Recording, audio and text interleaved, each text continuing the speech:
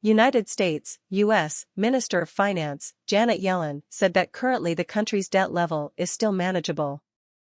This was conveyed at a time when Uncle Sam's debt was increasing and interest rates were high. In her presentation, Yellen said that when measured by economic size, U.S. debt, which currently amounts to $34.7 trillion or the equivalent of Rp 570,000 trillion, is still very safe. If debt is stable compared to the size of the economy, then we are in a reasonable condition, he told Andrew Ross Sorkin from CNBC International, Thursday, June 13, 2024. However, high interest rates remain a burden. During the 2024 fiscal year, net interest costs on debt will reach $601 billion Rp 9,800 trillion, greater than government spending on health services or defense and more than 4 times the education budget. In my opinion, we have to look at the real interest costs of the debt.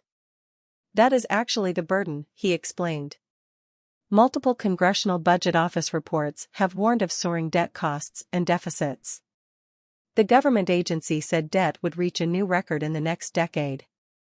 In terms of numbers, the portion of U.S. government debt to GDP currently reaches around 97%. However, it is estimated that this portion will soon reach 100% compared to current spending levels.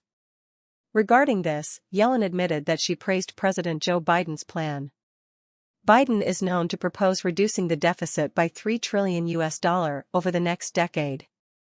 That's basically enough to keep the debt-to-income ratio stable, and the interest expense will be stable, he added.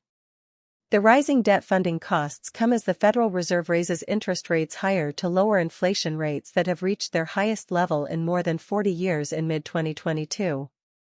Inflation has declined since then, but the Fed has kept its benchmark interest rate higher to bring inflation back to the central bank's target of 2%. After this week's policy meeting, the Fed said it saw modest progress in inflation but was not ready to start lowering interest rates. Yellen, a former Fed chair, declined to comment on the central bank's actions. At an event today, Yellen later said the government is aware of the inflation problem. However, the data shows that the U.S. is currently enjoying the strongest recovery of any developed country. The American people are clearly deeply concerned about the cost of living, and addressing the high cost of living remains a top economic priority for the president, Yellen said at a luncheon at the Economic Club of New York.